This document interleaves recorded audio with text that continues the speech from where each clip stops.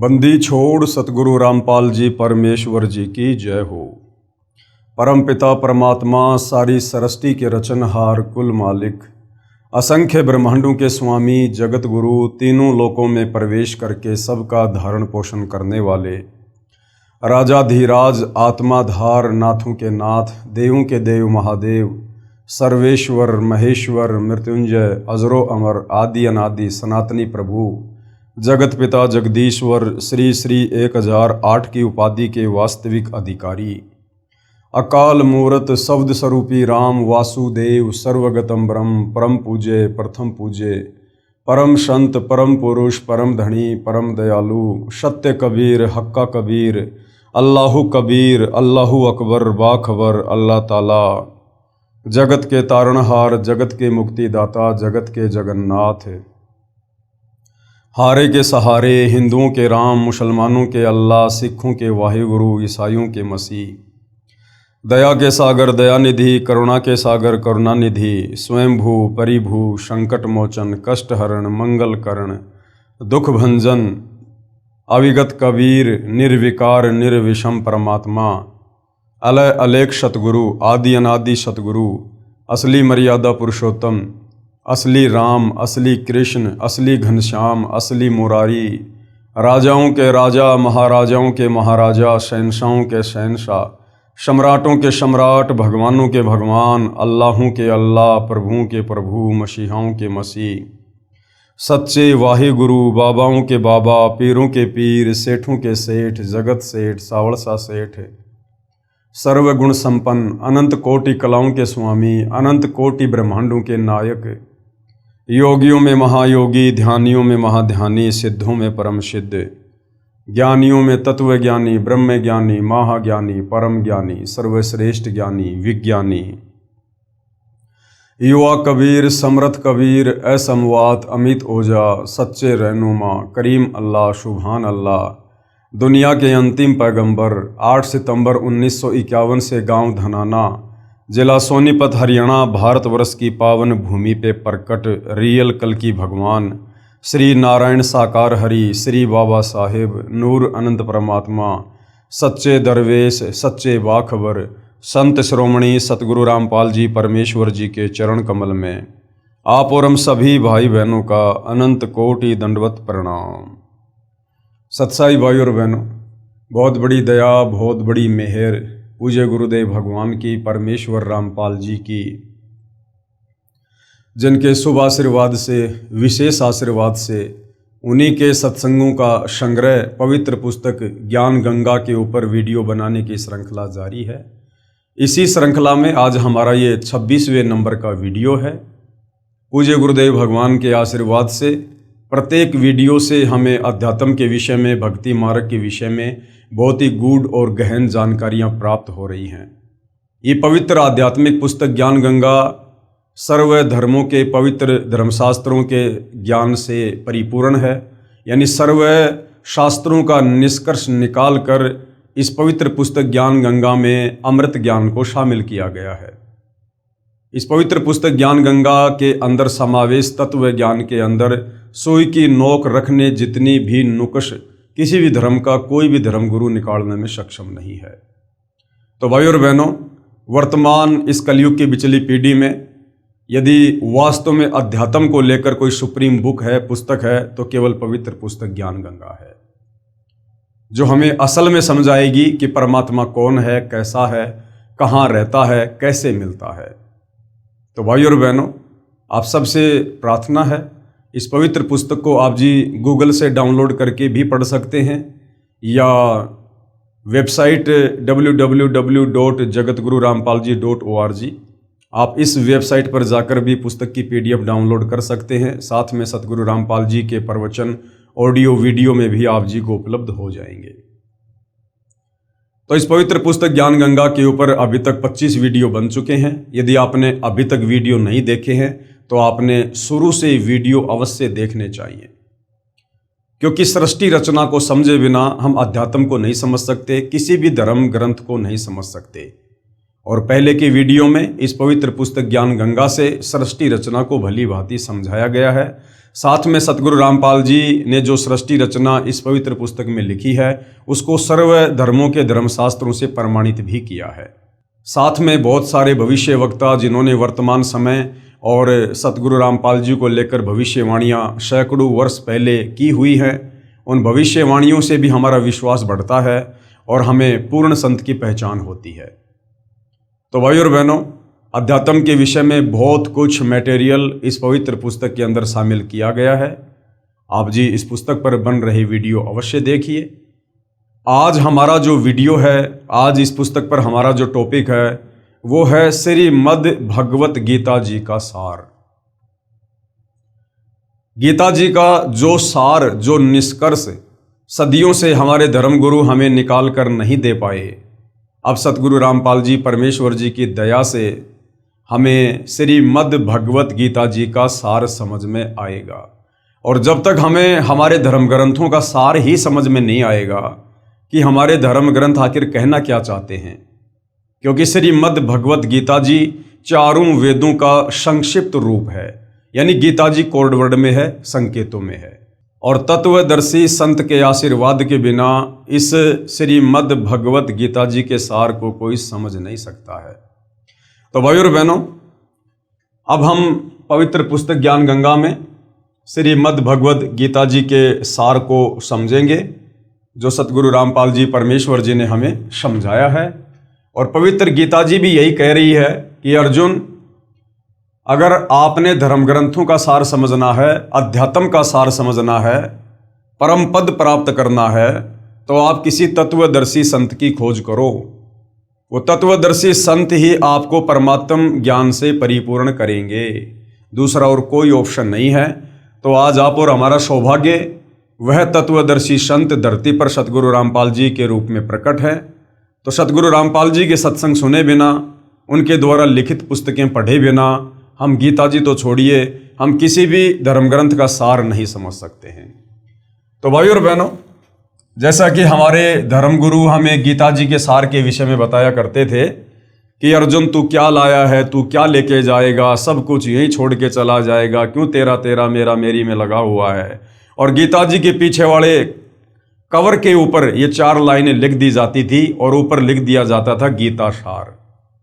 अब सतगुरु रामपाल जी परमेश्वर जी ने आकर बताया कि बच्चों ये गीता संकेतों में है, कोड वर्ड में है, ये कोई बच्चों का शास्त्र नहीं है, इसके सार को निकालना कोई बच्चों का काम नहीं है। गीता जी के सार को समझने में तो जोर लगेगा, जोर।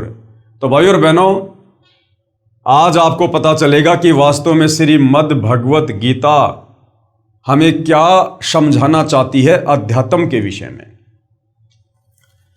परमेश्वर की खोज में आत्मा युगों से लगी है, यानी जब से हम सतलोक से बिछुड़कर आए हैं इस काल के साथ, इसके 21 ब्रह्मांड में, उसी समय से हमें इस बात का पता चल गया था कि हम बहुत बड़ा धोखा खा चुके हैं। हमें झूठा प्रलोभन देकर सतलोक से यहाँ पर लाया गया है। और उसी समय से, जब से हमें मनुष्य जन्म प्राप्त हुए हैं, तभी से ये आत्मा उस परम सुख की खोज में लग गई थी। तप करना, ओम नाम का जाप करना, समाधि लगाना, क्योंकि इन चारों वेदों में सतलोक जाने की कंप्लीट विधि नहीं है। पूर्ण ब्रह्म परमेश्वर कबीर साहिब जी को प्राप्त करने की complete way of worship in चारों वेदों में नहीं है। इन चारों वेदों में केवल इस ज्योति निरंजन काल ब्रह्म तक की साधना का ज्ञान है, यानी इसी के जाल में उलझ पुलझ कर मरने का ज्ञान है। तो भाई और बहनों, सतलोक जाने की वास्तविक विधि तो कबीर परमात्मा स्वयं ही धरती पर प्रकट होकर तत्वदर्शी संत के रूप में तत्व ज्ञान देकर बताते हैं। तो परमेश्वर की खोज में आत्मा युगों से लगी है। जैसे प्यासे को जल की चाहत होती है, जीव आत्मा परमात्मा से बिछुड़ने के पश्चात महाकष्ट झेल रही है। जो सुख पूर्ण ब्रह्म यानी सत्य पुरुष के सतलोक यानी रित धाम में था, वह सुख यहाँ काल ब्रह्म प्रभु के लोक में नहीं है। यहाँ चाहे कोई करोड़पति है, चाहे पृथ्वीपति, सर्व पृथ्वी का राजा क्यों ना हो, चाहे सुरपति यानी स्वर्ग का राजा इंद्र है, चाहे श्री ब्रह्मा जी, श्री विष्णु जी तथा श्री शिव जी त्रिलोकपति हैं, क्योंकि जन्म तथा मृत्यु तथा किए कर्म का भोग अवश्य ही प्राप्त होता है। यहाँ तो ब्रह्मा विष्णु महेश को भी अपने किए हुए कर्मों का भोग भोगना पड़ता है। फिर भला आम व्यक्ति की यहां पर क्या बिशात, वो चाहे पृथ्वी का राजा क्यों ना हो। नारद जी का श्राप लगा विष्णु जी को, जिसे हम परमात्मा मानते थे, भगवान मानते थे। उस विष्णु जी को नारद जी का श्राप भोगने के लिए रामचंद्र जी के रूप में धरती पर आना पड़ा, असहनीय कष्टों का सामना करना पड़ा।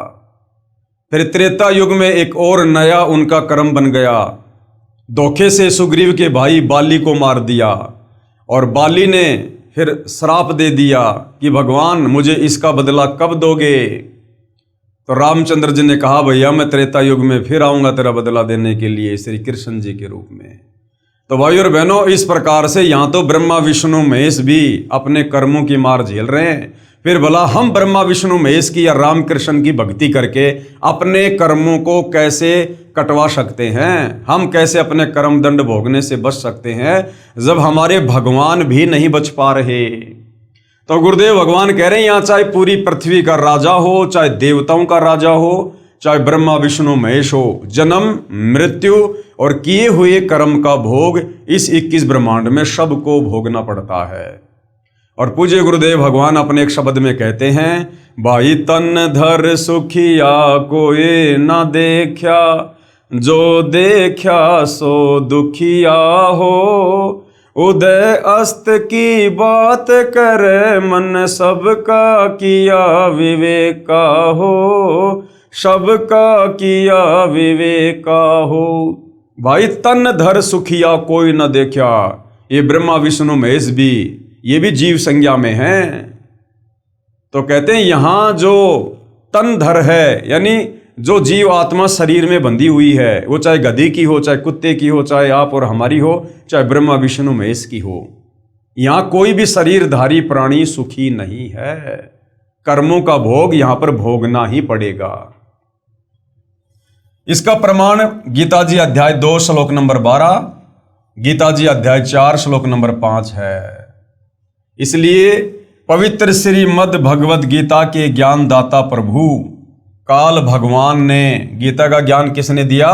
काल भगवान ने श्री कृष्ण जी के शरीर में प्रेत की भांति प्रवेश करके अध्याय 15 श्लोक 1 से 4 तथा अध्याय 18 श्लोक 62 में कहा है कि अर्जुन सर्वभाव से उस परमेश्वर की शरण में जा, उसकी कृपा से ही तू परम शांति को तथा शतलोक शाश्वत स्थानम को प्राप्त होगा। शाश्वत स्थानम का मतलब होता है जो सदा से था और सदा ही रहेगा, जिसका कभी विनाश नहीं होता। तू उस लोक में जा।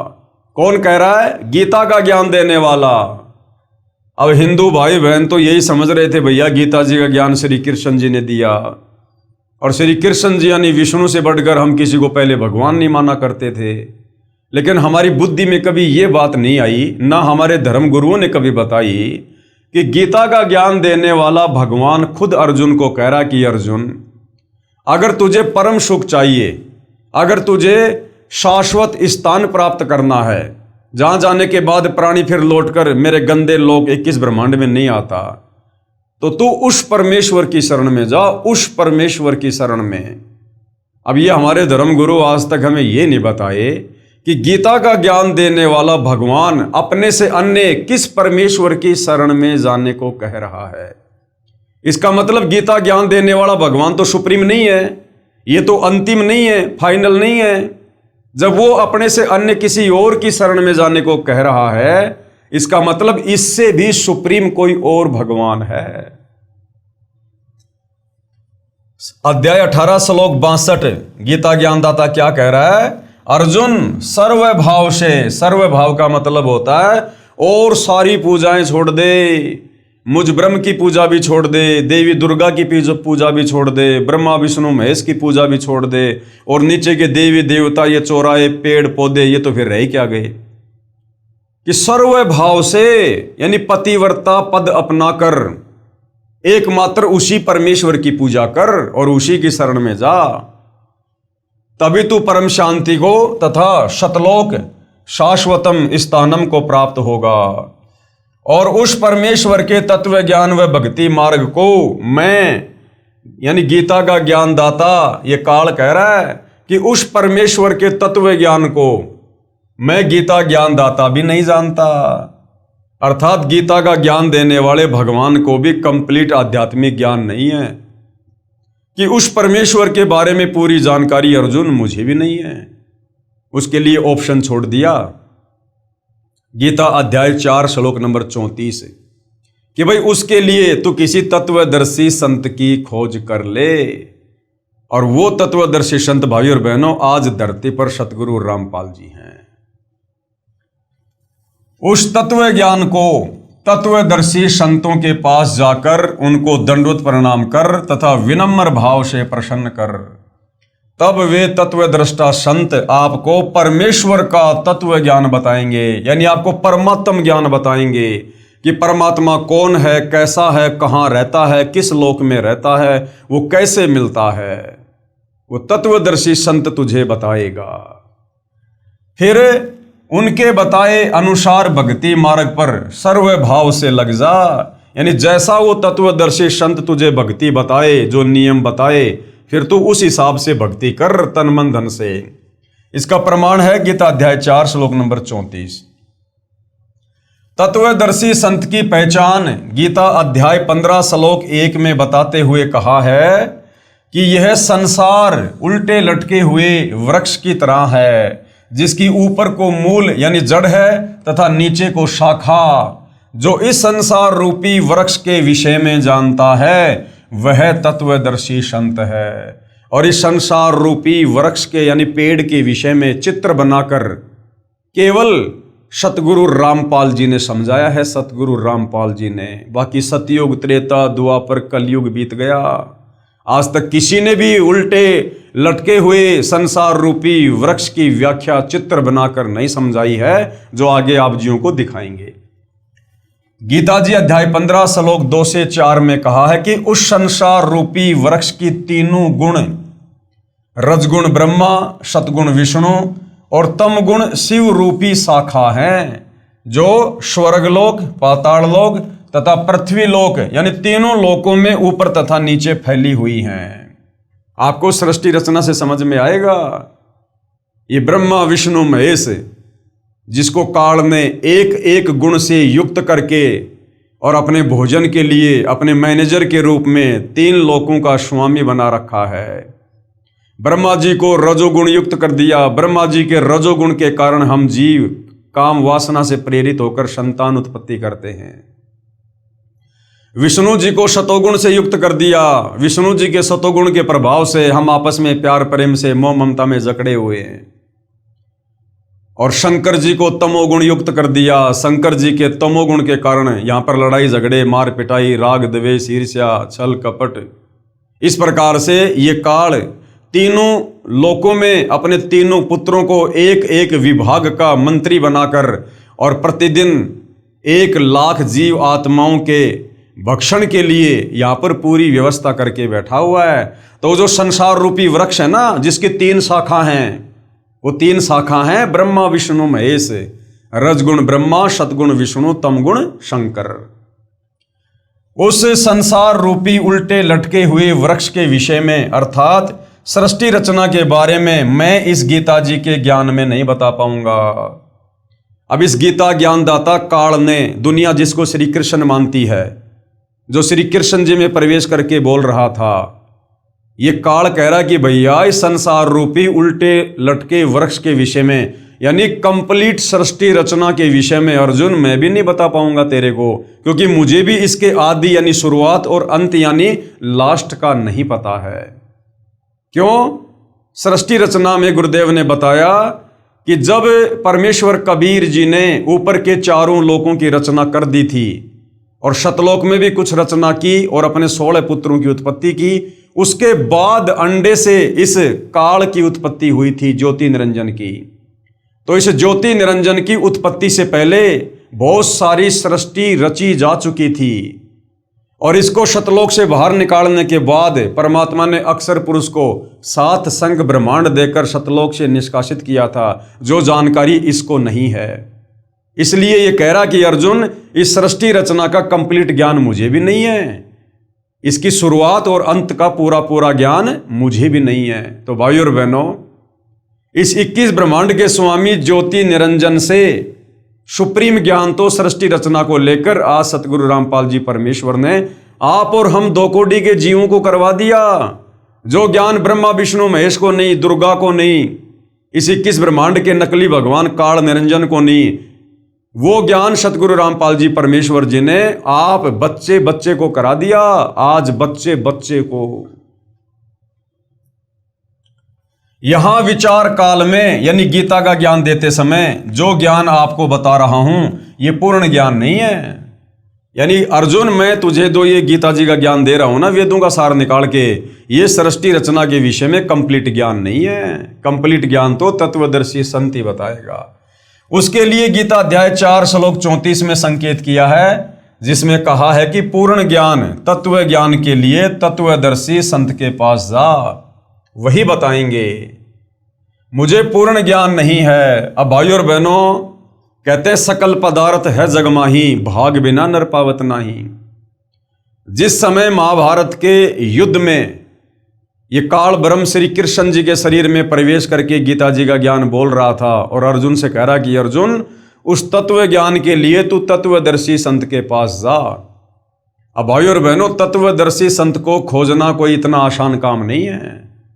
द्वापर युग में वो तत्वदर्शी संत खुद धरती पर प्रकट था, करुणामय ऋषि के नाम से, और इन्हीं पांडवों की यज्ञ को सफल करने के लिए वो तत्वदर्शी संत स्वयं अपने भगत का रूप बनाकर, सुपथ सुदर्शन का रूप बनाकर इन पांडवों की यज्ञ में गया था।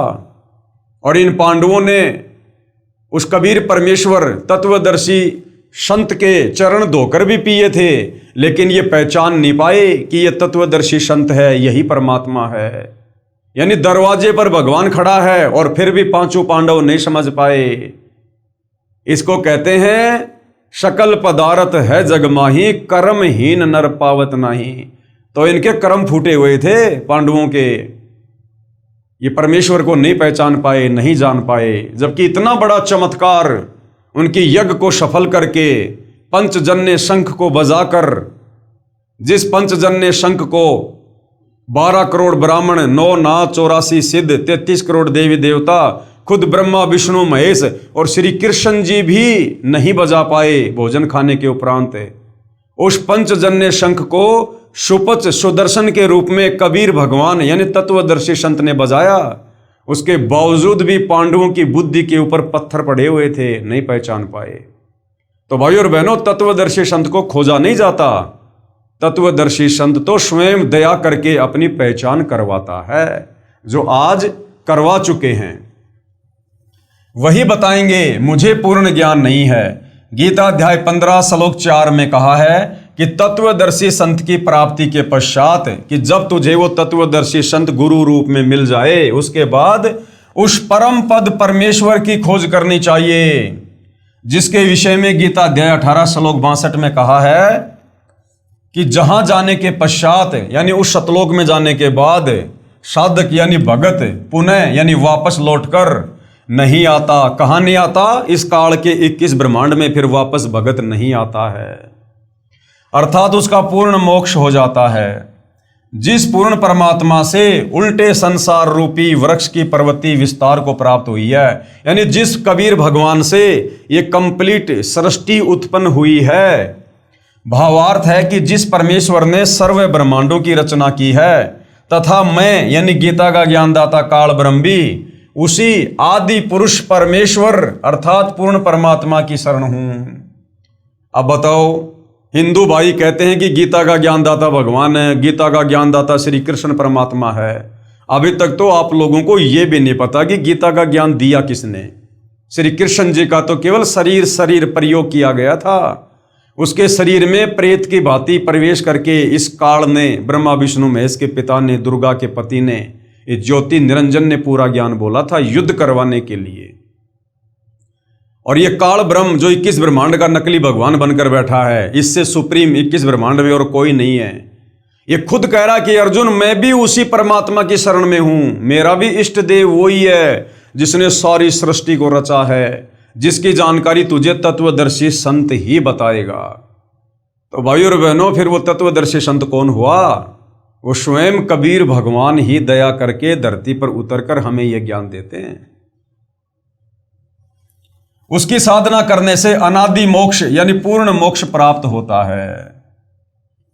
तत्वदर्शी संत वही है जो ऊपर को मूल तथा नीचे को तीनों गुण, रजगुण ब्रह्मा, सतगुण विष्णु और तमगुण शिवजी रूपी शाखाओं तथा तना व मोटी डार की पूर्ण जानकारी प्रदान करता है कि संसार रूपी पेड़ की जड़ कौन है, तीन शाखा कौन भगवान है, ये तना कौन भगवान है और डार कौन भगवान है। वही तत्वदर्शी संत होगा जो चित्र आप जी को आगे दिखाया जाएगा। कृपया देखिए उल्टा लटका हुआ संसार रूपी वृक्ष का चित्र। तो आप जी को पहले एक बार चित्र दिखा देते हैं। ये देखिए भाई और बहनों, ये है उल्टा लटका हुआ संसार रूपी वृक्ष का चित्र। अब ये एक पेड़ है, अक्षर पुरुष एक पेड़ है, निरंजन वा की डार और तीनों देवा शाखा हैं पात रूप संसार। 650 साल पहले कबीर परमेश्वर जी ने अपनी सिंपल लैंग्वेज में हमें सृष्टि रचना बताई थी। तो क्या कहा गया है गीता ज्ञानदाता के द्वारा कि जो महापुरुष उल्टे लटके हुए संसार रूपी पेड़ के सभी विभागों को बता दे कि जड़ कौन भगवान है, ये संसार रूपी उल्टे लटके हुए पेड़ की जड़ है। ये पेड़ समझो पूरी सृष्टि है। ये पेड़ क्या है? ये पूरी दुनिया है, पूरी सृष्टि है, ये कंप्लीट सृष्टि।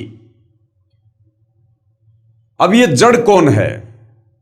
यानी पूरी सृष्टि को जो भोजन खिला रहा है, जो तीनों लोकों में प्रवेश करके सबका धारण पोषण कर रहा है, अक्षर पुरुष के 7 संग ब्रह्मांडों को, काल के 21 ब्रह्मांडों को और ऊपर के 4 अविनाशी लोकों को, जिसने अपनी शब्द शक्ति से, अपने वचन से रोका हुआ है और इन तमाम लोकों में, ब्रह्मांडों में प्रवेश करके जो सबका धारण पोषण करता है, सबका पालन पोषण करता है, वो परमात्मा कौन है? वो परमात्मा कबीर भगवान है, कबीर परमात्मा है। अर्थात ये एक पेड़ समझो पूरी सृष्टि है। ये पेड़ क्या है? ये पूरी सृष्टि है। अब पेड़ को खुराक कहां से मिलती है? पूरे पेड़ को, पेड़ में जो है ये तना भी है, ये जो मोटी डार है ये पेड़ का ये तना है।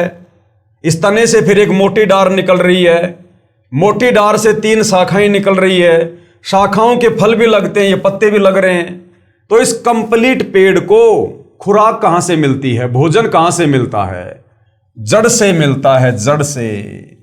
इसी प्रकार ये कबीर परमात्मा है, संसार रूपी पेड़ की जो जड़ है, जो सबका पालन पोषण कर रहे हैं, वो है कबीर भगवान, कबीर परमेश्वर। यानी सबसे ऊपर ये सतलोक है, सबसे ऊपर ये सतलोक है जहां पर कबीर भगवान बैठकर नीचे पूरे ब्रह्मांडों का पालन पोषण करते हैं। तो ये समझ लो सतलोक आप, जहां पर कबीर परमात्मा जी बैठकर संसार रूपी पेड़ को खुराक दे रहे हैं। जो सुप्रीम पावर है, जिससे पूरी सृष्टि चल रही है, जिन्होंने पूरी सृष्टि को उत्पन्न किया, वो है कबीर भगवान। तो संसार रूपी पेड़ की जड़ कौन है? जड़ है कबीर परमात्मा, कबीर भगवान। वेदों में जिनको कबीर देव, कबीर अग्नि कहा गया है। और जब हमें सृष्टि रचना का पता चलेगा तो फिर हमें यह पता चलेगा कि सतलोक में फिर क्या हुआ था। उसके बाद भाई और बहनों, पेड़ से नीचे जो मोटा तना है, ये जो तना है जो जमीन से बाहर हमें दिखाई दे रहा है, ये कौन भगवान है? ये अक्षर पुरुष है। अक्षर पुरुष जिसको कबीर भगवान ने 7 संख ब्रह्मांड दिए थे और असंख्य आत्माएं इसके साथ 7 संख ब्रह्मांडों में चली गई थी। तो उसके बाद ये जो मोटा जो तना है संसार रूपी वृक्ष का, ये है अक्षर पुरुष जिसके 7 संख ब्रह्मांड हैं। और इस मोटे तने से जो एक डार निकल रही है, ये है क्षर पुरुष, ये है ज्योति निरंजन काल भगवान। ये मोटी डार कौन है? ये काल है, 21 ब्रह्मांड का स्वामी है, ब्रह्मा विष्णु महेश का पिता है, दुर्गा का पति है। और इस मोटी डार से जो 3 टहनियां निकल रही हैं, ये 3 शाखाएं निकल रही है। एक शाखा है ये रजगुण ब्रह्मा जी, दूसरी शाखा है सतगुण विष्णु जी, और तीसरी शाखा है तमगुण शंकर जी। और ये जो पेड़ के जो पत्ते हैं ये हैं आप और हम, इंसान, जीव जंतु, कीट, मक्खी, मच्छर, जो भी लक 84 योनि में या मानव शरीर में है, वो फिर इन शाखाओं के जो ये पत्ते लगे हुए हैं, जो पात रूप संसार है, फिर ये आप और हम जीव हैं नीचे। तो इस प्रकार से भाई और बहनों ये पूरी सृष्टि का एक चित्र बनाकर तत्वदर्शी संत सतगुरु रामपाल जी ने समझाया है। इस ऊपर के 4 जो अविनाशी लोक हैं वो समझो कबीर परमात्मा जी बैठे हुए हैं, जहां बैठकर नीचे की सारी सृष्टि का पालन पोषण करते हैं। तो संसार रूपी पेड़ की जड़ कौन है? मेन क्या है? जड़, क्योंकि जड़ से ही पेड़ को खुराक मिलती है। तो जड़ हो गए कबीर भगवान। फिर नीचे की तरफ अक्षर पुरुष के 7 संग ब्रह्मांड हैं, और अक्षर पुरुष के 7 संग ब्रह्मांडों के नीचे इस काल के 21 ब्रह्मांड हैं। और काल ने फिर क्या कर रखा है? अपने 3 पुत्रों की उत्पत्ति करके तीनों लोकों को चला रहा है। एक ब्रह्मांड में अपने 3 पुत्रों को जन्म देकर और तीनों लोकों में एक एक विभाग का मंत्री बनाकर, और इसने अपनी पूरी व्यवस्था सेट कर रखी है। रजगुण ब्रह्मा, सतगुण विष्णु, तमगुण शंकर, और इन तीनों गुणों से आप और हम सभी जीव आत्माओं को कर्म बंधनों में बांध रखा है। तो इस प्रकार से भाई और बहनों ये पूरी की पूरी सृष्टि है, पूरी की पूरी ये कायनात है। तो क्या कहा जा रहा है? कृपया देखें उल्टा लटका हुआ संसार रूपी वृक्ष का चित्र।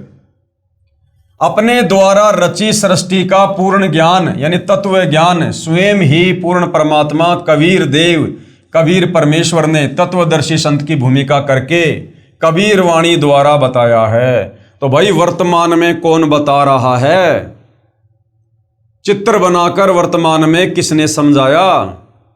कबीर परमात्मा तो चारों युगों में आते हैं, लेकिन आज से पहले उन्होंने इस प्रकार से चित्र बनाकर नहीं समझाया।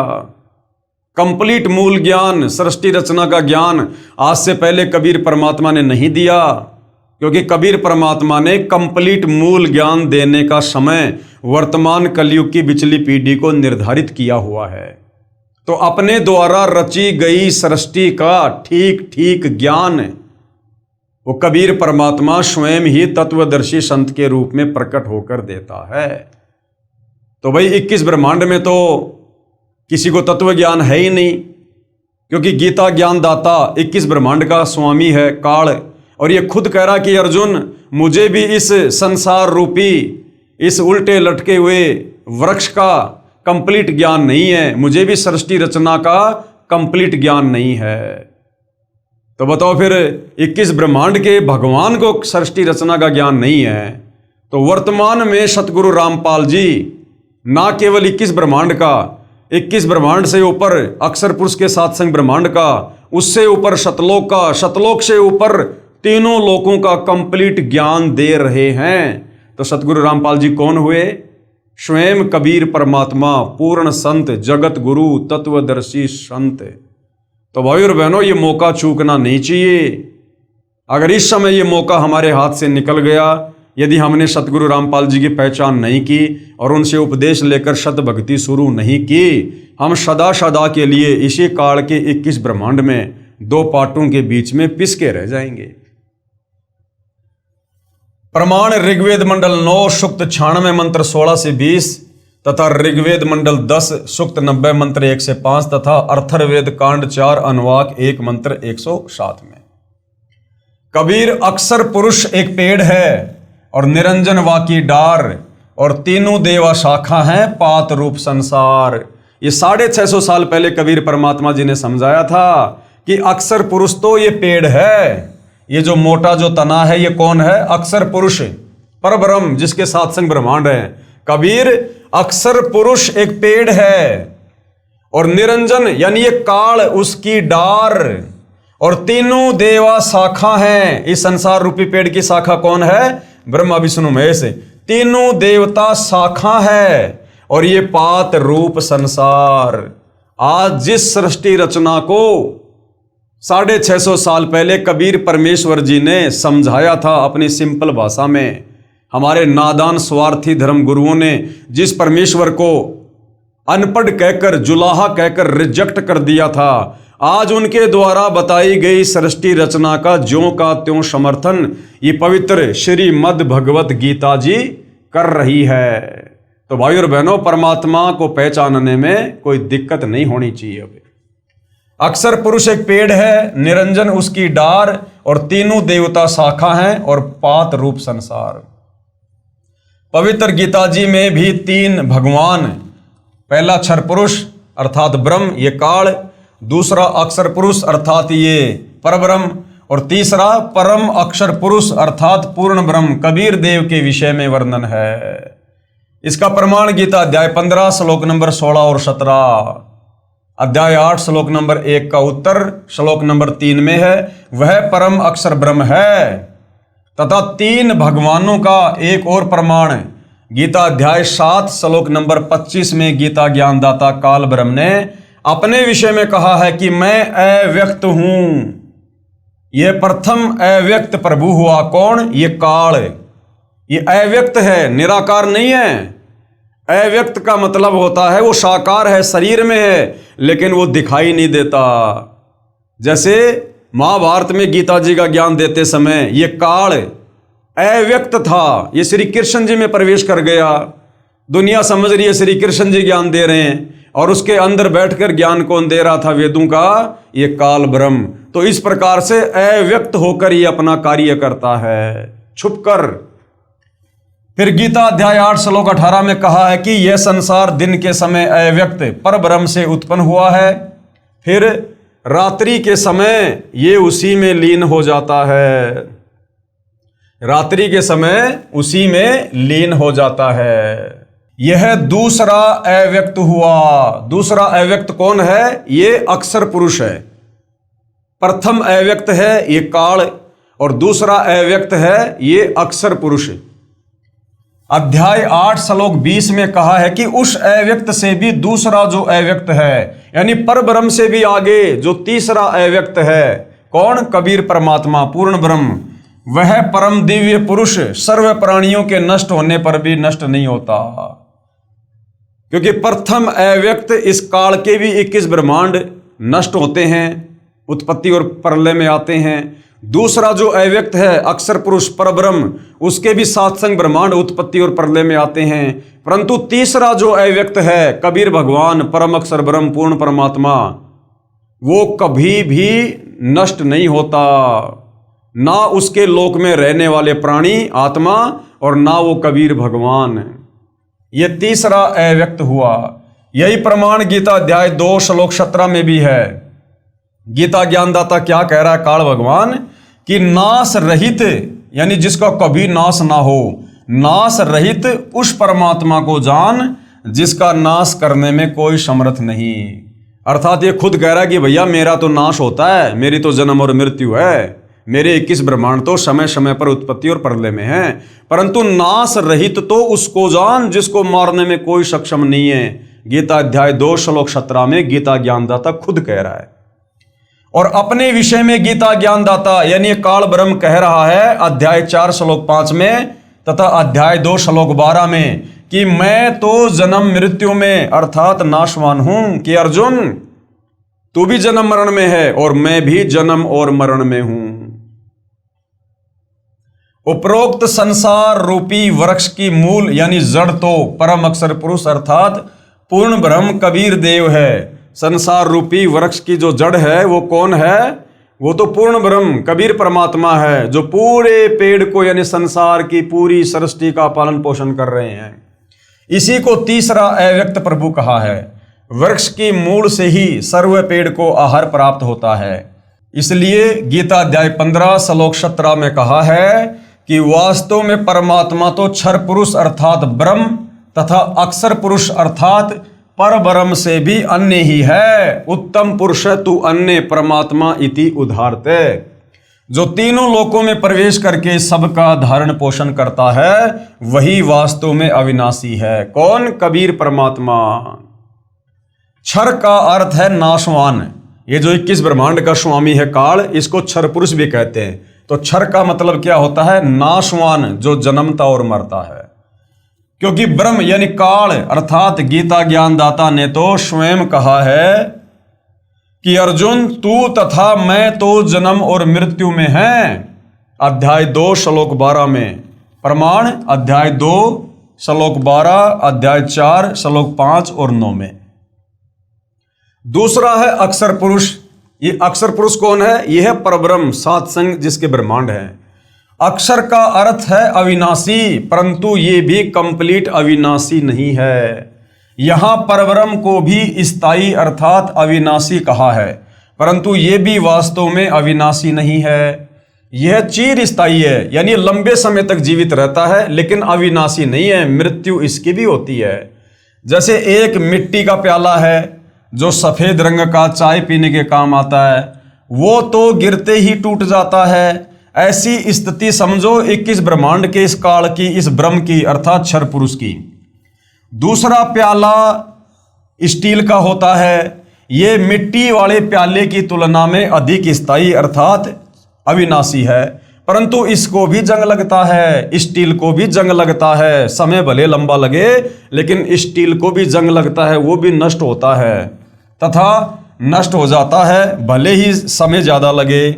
इसलिए ये भी वास्तव में अविनाशी नहीं है, अर्थात ये अक्षर पुरुष भी अविनाशी नहीं है। तीसरा प्याला है सोने का, और सोने की धातु वास्तव में अविनाशी है, जिसका नाश नहीं होता है। तो कबीर परमात्मा जानो सोना, जिसको कभी भी जंग नहीं लगता, जो कभी भी नष्ट नहीं होता है। जैसे परब्रह्म यानी अक्षर पुरुष को अविनाशी भी कहा है तथा वास्तव में अविनाशी तो इन दोनों से अन्य है, इसलिए अक्षर पुरुष को अविनाशी भी नहीं कहा है। कारण 7 रजगुण ब्रह्मा की मृत्यु के पश्चात 1 सतगुण विष्णु की मृत्यु होती है। यानी श्री ब्रह्मा जी से 7 गुना ज्यादा उम्र श्री विष्णु जी की है, और विष्णु जी से 7 गुना ज्यादा उम्र श्री शंकर जी की है। और जब ऐसे ऐसे 70,000 शंकर जी मर जाते हैं, तब एक ब्रह्मांड में इनका पिता काल जो सदाशिव रूप में रहता है, उसकी मृत्यु होती है। और जब वो मरता है, तब अक्षर पुरुष का, परब्रह्म का एक युग होता है, एक युग। और ऐसे ऐसे 1000 युग का दिन और 1000 युग की रात्रि उस परब्रह्म की है। फिर ऐसे 30 दिन का एक महीना, 12 महीने का एक वर्ष, ऐसे ऐसे 100 वर्ष की उस अक्षर पुरुष की उम्र है। उसके बाद भी उसकी मृत्यु है, अर्थात वो भी अविनाशी नहीं है। 7 रजगुण ब्रह्मा की मृत्यु के पश्चात 1 सतगुण विष्णु की मृत्यु होती है, और 7 सतगुण विष्णु की मृत्यु के पश्चात 1 तमगुण शंकर की मृत्यु होती है। जब तमगुण शिव की 70,000 बार मृत्यु हो जाती है, तब 1 क्षर पुरुष यानी ब्रह्म की मृत्यु होती है। यह परब्रह्म यानी अक्षर पुरुष का एक युग होता है। ऐसे ऐसे 1000 युग का परब्रह्म का एक दिन तथा इतनी ही रात्रि होती है। 30 दिन रात का एक महीना, 12 महीनों का एक वर्ष तथा 100 वर्ष की परब्रह्म यानी अक्षर पुरुष की आयु है। तब ये परब्रह्म तथा सर्व ब्रह्मांड जो सतलोक के नीचे के हैं नष्ट हो जाते हैं। अब इतनी लंबी उम्र है परब्रह्म की, अक्षर पुरुष की, इसलिए काल की तुलना में इसको अविनाशी कहा है, परंतु वास्तव में ये अविनाशी नहीं है। अविनाशी तो कबीर परमात्मा ही है। कुछ समय उपरांत सर्व नीचे के ब्रह्मांडों, ब्रह्म यानी काल तथा परब्रह्म के लोकों की रचना पूर्ण ब्रह्म अर्थात परम अक्षर पुरुष करता है। जब 7 संग ब्रह्मांड अक्षर पुरुष के और 21 ब्रह्मांड काल के नष्ट हो जाते हैं, उसके बाद कबीर परमात्मा फिर से समय आने पर इनके ब्रह्मांडों की फिर से रचना करता है, उत्पत्ति करता है। इस प्रकार ये तत्व ज्ञान समझना है। लेकिन ऊपर के जो 4 लोक हैं, सतलोक, अलखलोक, अगमलोक और अनामी लोक, इन 4 लोकों का कभी विनाश नहीं होता है। ये चारों लोक अविनाशी हैं, और इन लोकों में रहने वाली जीव आत्मा भी जो है वो अविनाशी है, उनका भी कभी विनाश नहीं होता है। इस प्रकार ये तत्व ज्ञान समझना है। अब ये सारा सब कुछ क्यों समझाया जा रहा भाई और बहनों? इसलिए कि जब अक्षर पुरुष और ये क्षर पुरुष, काल और ये परब्रह्म, जब इनकी जन्म और मृत्यु और इनके जो ब्रह्मांड हैं ये भी उत्पत्ति और प्रलय में आते हैं, तो फिर जीव कहां रहेंगे? जब इनकी इतनी इतनी लंबी उम्र है उसके बाद भी ये मरते हैं, और आप और हम जीव तो ना जाने इनके एक दिन में लाखों करोड़ों अरबों बार जन्म ले लेते और मर जाते हैं। जैसे भाई और बहनों, गुरुदेव भगवान ने बताया कि आप और हम इंसानों की उम्र इस कलयुग में लगभग 100 साल है। अब हमारी तुलना में यदि चींटी विचार करे, चींटी जिसकी उम्र 1 दिन या 2 दिन लास्ट, अब वो चींटी यदि विचार करे कि हमारी उम्र की तुलना में इंसानों की उम्र कितनी है, अगर वो हिसाब किताब लगाने बैठे तो दिमाग खराब हो जाए उसका, कि ये इंसान, इनका 24 घंटे का एक दिन और इनके 30 दिन का एक महीना और ऐसे ऐसे 12 महीने का इनका एक साल और ऐसे ऐसे 100 साल की इन इंसानों की उम्र, इतने में तो वो चींटी ना जाने लाखों बार जन्म ले लेगी और मर जाएगी। लेकिन आप और हमें पता है 100 साल की उम्र प्राप्त करके भी हमने मरना है, और कितने जल्दी 100 साल निकल जाते पता ही नहीं चलता। तो उस चींटी की तुलना में तो भाई और बहनों आप और हम देवताओं के बराबर हो गए। लेकिन हमें पता है कि 100 साल हैं कितने, उसके बाद मरना तो पक्का है। इसी प्रकार आप और हम इंसानों की एवज में ये ब्रह्मा विष्णु महेश समझ लो। आप और हम इंसानों की तुलना में ब्रह्मा विष्णु महेश, हम इंसान तो समझो चींटी हैं, और ब्रह्मा विष्णु महेश ये समझ लो इनकी 100 साल की उम्र है। अब इनके एक दिन में हम लाखों बार जन्म ले लेते और मर जाते हैं। ऐसे ही फिर ब्रह्मा विष्णु महेश की तुलना यदि हम काल के साथ करेंगे तो ब्रह्मा विष्णु महेश तो है चींटी, और वो काल समझो 100 साल की उम्र वाला, लेकिन वो काल भी मरेगा। फिर अक्षर पुरुष से यदि हम काल की तुलना करें तो काल तो है चींटी और अक्षर पुरुष की उम्र 100 साल की, और वो अक्षर पुरुष भी मरेगा। तो इस प्रकार से भाइयों और बहनों, सतलोक से नीचे के जितने भी लोक हैं, अक्षर पुरुष के 7 संग ब्रह्मांड और काल के 21 ब्रह्मांड, ये जन्म और मरण में है, उत्पत्ति और प्रलय में है। और इन लोकों के प्राणी केवल अपना कर्म दंड भोगते हैं, केवल जेल काट रहे हैं।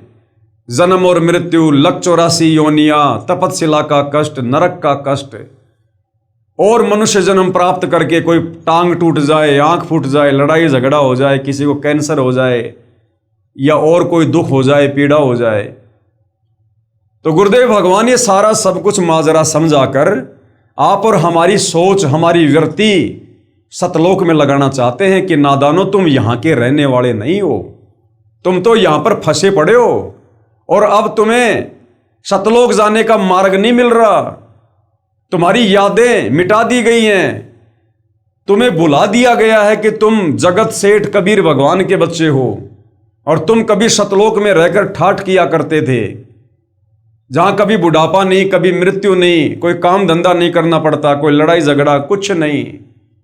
तो गुरुदेव भगवान हमें सृष्टि रचना के माध्यम से और ये तमाम धर्मशास्त्र जो संकेतों में है, कोड वर्ड में है, इन सब को सतलोक से चलकर तत्वदर्शी संत की भूमिका करके आप और हमें केवल इसीलिए समझाते हैं, दिन रात इसीलिए परमात्मा हमारे लिए मेहनत कर रहे हैं कि आप और हम इस योग्य बने कि हम उनकी बातों पर विश्वास कर सकें और उनके द्वारा बताई गई भक्ति को सफल करके अपने निज घर सतलोक को चल सके। इस प्रकार यह तत्व ज्ञान समझना है। परंतु परम अक्षर पुरुष अर्थात पूर्ण ब्रह्म सत्य पुरुष यानी कबीर जी, उनका सतलोक यानी रितधाम सहित ऊपर के अलख लोक, अगम लोक तथा अनामी लोक कभी नष्ट नहीं होते हैं। यानी एक बार यदि हमारा पीछा इस काल के 21 ब्रह्मांड से छूट गया और हम सतलोक पहुंच गए, उसके बाद हम सदा सदा के लिए सुखी रहेंगे। फिर हम ना तो कभी वापस इस काल के 21 ब्रह्मांड में आएंगे, ना वहां पर कोई मृत्यु है, ना वहां बुढ़ापा है, ना कोई काम धंधा करना है, सर्व सुख सुविधा है। उसके बाद हम सुखी सुखी हैं। फिर उसके बाद हमारी इच्छा कि सतलोक से ऊपर के लोगों की भक्ति करके उन लोकों में जाना है या नहीं जाना है, क्योंकि ऊपर के लोकों में सतलोक की तुलना में और ज्यादा सुख है। लेकिन सतलोक जाने के बाद फिर हमें कोई कष्ट नहीं है, कोई दिक्कत नहीं है, कोई प्रॉब्लम नहीं है हमने। तो एक बार जैसे तैसे करके हम इस काल के 21 ब्रह्मांड से, जन्म मरण के रोग से निकलकर सतलोक पहुंचे। इसलिए गीता अध्याय 15 श्लोक 17 में कहा है कि वास्तव में उत्तम प्रभु अर्थात पुरुषोत्तम तो ब्रह्म अर्थात क्षर पुरुष तथा परब्रह्म अर्थात अक्षर पुरुष से अन्य ही है। यानी इस काल और अक्षर पुरुष से अन्य जो तीसरा भगवान है वो वास्तव में अविनाशी है। उत्तम पुरुष है तू अन्य परमात्मा इति उदाहरते, उसको वास्तव में परमात्मा कहा जा सकता है। ये गीता ज्ञानदाता खुद गीता अध्याय 15 श्लोक नंबर 17 में कह रहा है। जो पूर्ण ब्रह्म यानी परम अक्षर पुरुष है वही वास्तव में अविनाशी है, यानी वो जन्म और मरण से बाहर है। वही सबका धारण पोषण करने वाला संसार रूपी पेड़ की मूल रूपी पूर्ण परमात्मा है। वृक्ष का जो भाग जमीन के तुरंत बाहर नजर आता है वह तना कहलाता है, उसे अक्षर पुरुष यानी परब्रह्म जानो। तने को भी आहार मूल यानी जड़ से प्राप्त होता है। फिर तने से आगे पेड़ की कई डार होती हैं, उनमें से एक डार यह ब्रह्म समझो अक्षर पुरुष, इसको भी आहार यानी मूल जड़ से ही प्राप्त होता है, यानी परम अक्षर पुरुष से ही प्राप्त होता है। उस डार यानी क्षर पुरुष यानी काल ब्रह्म की मानो फिर 3 गुण रूपी शाखा हैं, रजगुण ब्रह्मा, सतगुण विष्णु, तमगुण शिव जी। ये 3 शाखाएं हैं। इन्हें भी आहार यानी मूल परम अक्षर पुरुष अर्थात पूर्ण ब्रह्म यानी जड़ से ही प्राप्त होता है। इन तीनों शाखाओं से पात रूप में यानी पत्ते रूप में अन्य जो प्राणी आश्रित हैं उन्हें भी वास्तव में आहार मूल यानी जड़ परम अक्षर पुरुष अर्थात पूर्ण ब्रह्म यानी कबीर जी से ही प्राप्त होता है। इसलिए सभी को पूज्य पूर्ण परमात्मा ही सिद्ध हुआ, यानी सबका पूज्य कौन हुआ? वो पूर्ण परमात्मा। यानी केवल उस कबीर भगवान की ही पूजा करनी चाहिए, अन्य देवी देवताओं की, काल की, दुर्गा की, अक्षर पुरुष की, किसी की भी नहीं। और अपनी पूजा करवाने के लिए, हमें ये सारा भेद देने के लिए आज वो कबीर परमात्मा सतगुरु रामपाल जी के नाम से धरती पे प्रकट हैं। ये भी नहीं कहा जा सकता कि पत्तों तक आहार पहुंचाने में तना, डार तथा शाखाओं का कोई योगदान नहीं है। इसलिए सभी आदरणीय हैं, परंतु पूजनीय तो केवल मूल यानी जड़ ही होती है। आदर तथा पूजा में अंतर होता है। जैसे पतिव्रता स्त्री सत्कार यानी सम्मान तो सभी का करती है, जैसे जेठ का बड़े भाई के समान, देवर का छोटे भाई के समान, परंतु पूजा यानी विशेष आदर सत्कार अपने पति की ही करती है। यानी जो समर्पण भाव एक पतिव्रता औरत का अपने पति के प्रति होता है वो अन्य के प्रति नहीं होता। बाकी उस परिवार में रहती है तो आदर सत्कार वो सबका करती है। तो इसी प्रकार हम इस काल के 21 ब्रह्मांड में हैं और सृष्टि रचना का ज्ञान होने के बाद हम यहाँ की सर्व शक्तियों का, देवी देवताओं का, काल का, दुर्गा का, हम सबका सम्मान करेंगे। परंतु हमारे लिए पूज्य देव कौन होंगे? कबीर भगवान। अर्थात जो भाव अपने पति में होता है ऐसा अन्य पुरुष में पतिव्रता स्त्री का नहीं हो सकता। दूसरा उदाहरण, एक समय हरियाणा प्रांत में बाढ़ आई थी। उस समय 600 करोड़ का नुकसान हुआ था। उसकी पूर्ति हरियाणा सरकार नहीं कर सकती थी क्योंकि हरियाणा सरकार का पूरे साल का बजट ही 900 करोड़ रुपए का था। देश के प्रधानमंत्री जी ने वो क्षतिपूर्ति की थी। उस 600 करोड़ रुपयों का वितरण हरियाणा सरकार के अधिकारियों तथा कर्मचारियों ने किया था। राहत प्राप्तकर्ता यानी जो जनता थी, जो अनजान है, वे उस वितरणकर्ता को ही राहतकर्ता मान लेते हैं।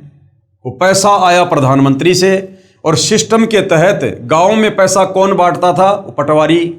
अब गांव वालों ने पटवारी को ही सब कुछ मान लिया कि पटवारी हमारा भगवान है, परमात्मा है जिसने हमारी मदद की है। जबकि वो पैसा पटवारी अपने जेब से नहीं दे रहा और ना पटवारी किसी को दे सकता। वो तो ऊपर की शक्ति से, वो तो प्रधानमंत्री से आया था। तो इसी प्रकार इन तीनों लोकों में जो सबका भरण पोषण हो रहा है वो कबीर परमात्मा के द्वारा हो रहा है। लेकिन यहाँ की शक्तियों के माध्यम से परमात्मा सारी व्यवस्था बना के रखे हुए हैं। राहत प्राप्त करता जो अनजान है वे उस वितरणकर्ता को ही राहतकर्ता मान लेते हैं और उन्हीं से भविष्य में भी अन्य राहत की आशा करते रहते हैं। उसी की पूजा यानी रिश्वत आदि देना करते रहते हैं। परंतु जो शिक्षित है वे जानते हैं कि इस कर्मचारी का कितना योगदान है। वे आदर तो करते हैं परंतु पूजा रिश्वत आदि देना नहीं करते और न ही अन्य कार्य की सिद्धि की आशा करते। बाढ़ राहत राशि वितरण के पश्चात उसी क्षेत्र में प्रांत के मंत्री जी आए। बाद में जनता के बीच में मुख्यमंत्री जी आए। उन्होंने कहा कि मैंने आपके क्षेत्र में 10 लाख रुपया दिया। उसी गांव की सूची के नाम पढ़कर सुनाए कि रामावतार को 10,000 रुपये दिए, फलाने को इतने दिए, आदि आदि। फिर उस प्रांत के मुख्यमंत्री जी उसी गांव में आए।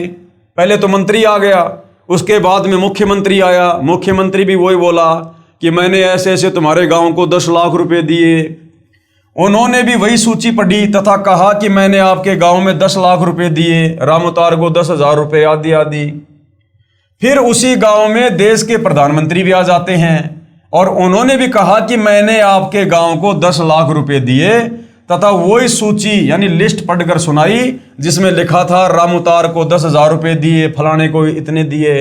अब रामावतार क्या कह रहा है, क्योंकि रामावतार को पैसे मिले पटवारी के माध्यम से। अब रामावतार को थोड़ी पता इस बात का कि पटवारी अपने घर से थोड़ी दे रहा है।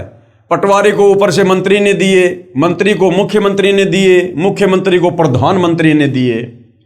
रामावतार कह रहा है कि ये सब लोग झूठ बोल रहे हैं, मुझे तो रुपए पटवारी ने दिए।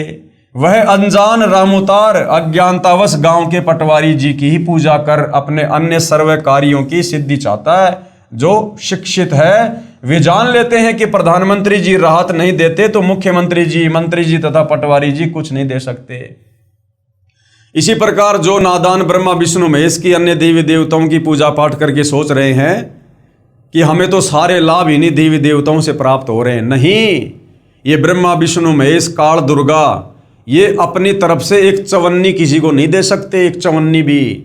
ये तो ऊपर से पूर्ण परमात्मा हमारे भाग्य के अनुसार, हमारी भक्ति और कर्मों के अनुसार हमारे भाग्य में क्या सुख है, क्या दुख है, किसको कितना मिलना है, ये सब कुछ ऊपर से परमात्मा डिसाइड करके इन शक्तियों के माध्यम से हमारे तक पहुंचाता है, वितरण करवाता है। ये अपनी तरफ से किसी को नहीं दे सकते। इसलिए जो पूज्य देव है वो कबीर परमात्मा है, कबीर भगवान है।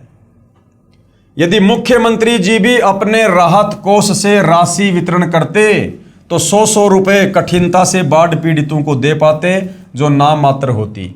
इस प्रकार समझदार व्यक्ति जान लेता है कि किसकी कितनी औकात यानी क्षमता है, उसी आधार से उनमें आस्था रहती है।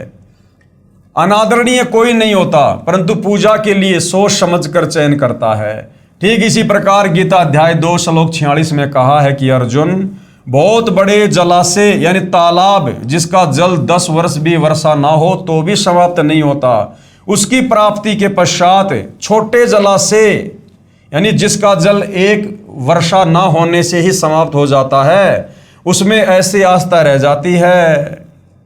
क्या समझाया गया है कि पहले के समय में ये ट्यूबवेल वगैरह, मोटर वगैरह तो थी नहीं, हैंडपंप तो थे नहीं, तो लोग ज़्यादातर कहाँ बसा करते थे, नदी या तालाबों के किनारे जहाँ पर पानी की व्यवस्था हो। तो मान लीजिए कोई व्यक्ति किसी ऐसे तालाब के किनारे है जहाँ पर बड़ी मुश्किल से उस तालाब के जल से 1 साल ही उसका काम चलता है, और उस व्यक्ति को यदि कोई ऐसा तालाब मिल जाए जिसमें 10 साल बरसात ना हो तो भी उसके लिए पर्याप्त जल है, तो उस व्यक्ति की आस्था, जिसको इतना बड़ा तालाब मिल गया, उस तालाब की तुलना में और जो उसकी आस्था छोटे वाले तालाब में रह जाती है, इसी प्रकार पूर्ण परमात्मा की प्राप्ति के बाद हमारी आस्था, हमारी श्रद्धा इन नीचे की शक्तियों में हो जाती है। लेकिन वो छोटा बड़ा तालाब वो बुरा नहीं है, वो भी अपनी जगह पूरा काम कर रहा है, लेकिन अब उस व्यक्ति के वो किसी काम का नहीं है, क्योंकि उसे तो बड़ा तालाब मिल गया जो उसकी सारी पूर्ति कर रहा है। इसी प्रकार जब हमें तत्वदर्शी संत के रूप में पूर्ण परमात्मा मिल जाते हैं तो हमारा काम तो बनेगा तत्वदर्शी संत से, हमें मुक्ति तो मिलेगी तत्वदर्शी संत से, जिसके लिए मनुष्य जन्म मिला है। लेकिन ये देव देवता भी हमारे लिए अनादरणीय नहीं है, ये भी हमारे लिए सम्माननीय हैं, आदरणीय हैं। ये भी अपने स्तर पर अपना कार्य करते हैं जो ठीक है, परंतु हमारा जो मेन जो काम है मनुष्य जन्म प्राप्त करके मोक्ष प्राप्ति का, जन्म मरण से पीछा छुड़वाने का, लक 84 योनियों से पीछा छुड़वाने का, वो तो भैया उस बड़े जला से यानी तत्वदर्शी संत कबीर भगवान से ही बात बनेगी।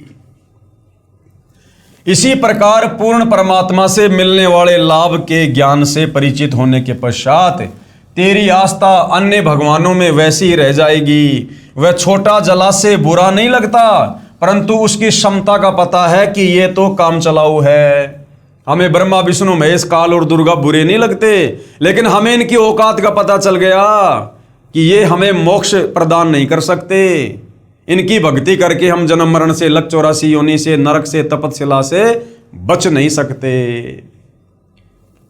गीता अध्याय 7 श्लोक 12 से 15 में कहा है कि तीनों गुणों से जो कुछ भी हो रहा है, जैसे रजगुण ब्रह्मा से जीवों की उत्पत्ति हो रही है, सतगुण विष्णु से स्तुति तथा तम गुण शंकर से संहार। अब कौन कह रहा है ये बात? गीता अध्याय 7 श्लोक नंबर 12 से 15 में तीनों गुण यानी अपने तीनों बेटे ब्रह्मा विष्णु महेश के बारे में कौन कह रहा है? गीता ज्ञान देने वाला काल क्या कह रहा है कि ये ब्रह्मा विष्णु महेश के माध्यम से यानी रजगुण सतगुण और तम गुण के माध्यम से जो भी कुछ हो रहा है ना, इसका मुख्य कारण तो मैं काल हूं, काल। लेकिन ये आम प्राणी इस बात से अपरिचित हैं। गीता अध्याय 7 श्लोक 12 से 15 में कहा है कि तीनों गुणों से यानी ब्रह्मा विष्णु महेश से जो भी कुछ हो रहा है, जैसे रजगुण ब्रह्मा से जीवों की उत्पत्ति होती है, सतगुण विष्णु से स्तुति तथा तम गुण शिव से संहार, इसका मुख्य कारण मैं ब्रह्म काल ही हूं, क्योंकि काल ने ही अपने तीनों पुत्रों को एक एक गुण से युक्त कर रखा है। और जो साधक यानी भगत तीनों गुणों रजगुण ब्रह्मा, सतगुण विष्णु और तम गुण शिव की पूजा करते हैं, यानी जो व्यक्ति ब्रह्मा विष्णु महेश की पूजा करते हैं, वे राक्षस स्वभाव को धारण किए हुए मनुष्यों में नीच दुष्कर्म करने वाले मूर्ख मुझ ब्रह्म यानी काल की भक्ति भी नहीं करते। यानी खुद गीता का ज्ञान देने वाला ये काल ब्रह्म अपने तीनों पुत्रों ब्रह्मा विष्णु महेश की पूजा करने वालों को गीता जी अध्याय 7 श्लोक नंबर 12 से 15 में 4 गालियां दे रहा है, 4 गालियां कि इन मूर्खों को ना तो शास्त्रों का ज्ञान, ना इनको गीता जी का ज्ञान, किसकी भक्ति करनी चाहिए, किसकी भक्ति नहीं करनी चाहिए, कौन किसके माध्यम से नियंत्रित होकर कार्य कर रहा है, इन मूर्खों को कुछ नहीं पता है। और इन शास्त्रों को अच्छे से ना पढ़कर, मुझ काल ब्रह्म के विषय में ना जानकर और मेरे ओम नाम की साधना ना करके और मेरे ही तीनों बेटे ब्रह्मा विष्णु महेश की पूजा में पूरा संसार उलझा हुआ है, जो किसी को कुछ नहीं दे सकते। ये काल खुद कह रहा है। फिर अपनी भक्ति को भी अति घटिया अनुतमाम कहा है। उसके बाद गीता अध्याय 7 श्लोक नंबर 18 में ये काल गीता का ज्ञान देने वाला अपनी ओम नाम की भक्ति को भी घटिया बता रहा है, क्योंकि सृष्टि रचना से हमें पता चल गया कि काल की भक्ति करने वाला भी काल के जाल में रहेगा। भाई जो भूतों को पूजेंगे भूतों के लोक में जाएंगे, देवताओं को पूजेंगे देवताओं के लोक में जाएंगे, और जो काल को पूजेंगे वो काल के ब्रह्म लोक में जाएंगे। और गीता अध्याय 8 श्लोक नंबर 16 में ये काल खुद कह रहा है कि ब्रह्म लोक तक गए हुए साधक भी वापस लौटकर संसार में जन्म और मरण में आते हैं। इसलिए काल कह रहा है कि मेरी ओम नाम की साधना भी घटिया है, अश्रेष्ठ है, अनुतमाम है, यानी पूर्ण मुक्ति साधक मुझ काल की ओम नाम की साधना करके भी प्राप्त नहीं कर सकता। फिर अपनी भक्ति को अति घटिया यानी अनुतमाम कहा है गीता अध्याय 7 श्लोक नंबर 18 में। इसलिए गीता अध्याय 15 श्लोक 4 तथा अध्याय 18 श्लोक 62 में कहा है कि पूर्ण परमात्मा की भक्ति करने से ही पूर्ण लाभ और पूर्ण मोक्ष प्राप्त होगा। तो गीता ज्ञानदाता तो भाई और बहनों आप और हमें भक्ति मार्ग के विषय में समझा रहा है कि भैया ना तो ब्रह्मा विष्णु महेश की भक्ति से मोक्ष होगा, ना तुम्हारा जन्म मरण समाप्त होगा, ना तुम गधे कुत्ते सुअर बनने से बच सकते, और ना तुम तपतशिला पर भूने जाने से बच सकते, ना तुम दुर्गा और मुझ काल की भक्ति से किसी भी प्रकार से कर्म बंधनों से मुक्त हो सकते। इसलिए गीता अध्याय 15 श्लोक 4 गीता अध्याय 18 श्लोक 62 में कहा कि उस परमपिता परमेश्वर की शरण में तू सर्व भाव से जा। और उसके लिए गीता अध्याय 4 श्लोक 34 में कहा कि भाई किसी तत्वदर्शी संत की खोज कर, वो तत्वदर्शी संत तुझे बताएगा इन शास्त्रों का सार, परमात्मा के विषय में, शतलोक जाने की भक्ति के विषय में। तो भाई वो तत्वदर्शी संत वर्तमान में धरती पर सतगुरु रामपाल जी हैं, जो शास्त्र विधि अनुसार भक्ति है तथा अन्य प्रभुओं की इष्ट रूप में साधना शास्त्र विधि के विरुद्ध होने से विरत है। इसका प्रमाण गीता अध्याय 16 श्लोक 23 और 24 में। जैसे आम का पौधा नर्सरी से लाकर उसके मूल यानी जड़ को जमीन में गड्ढा खोदकर दबाएंगे, फिर मूल की सिंचाई यानी पूजा करेंगे तो पौधा बड़ा होगा तथा पेड़ बन जाएगा।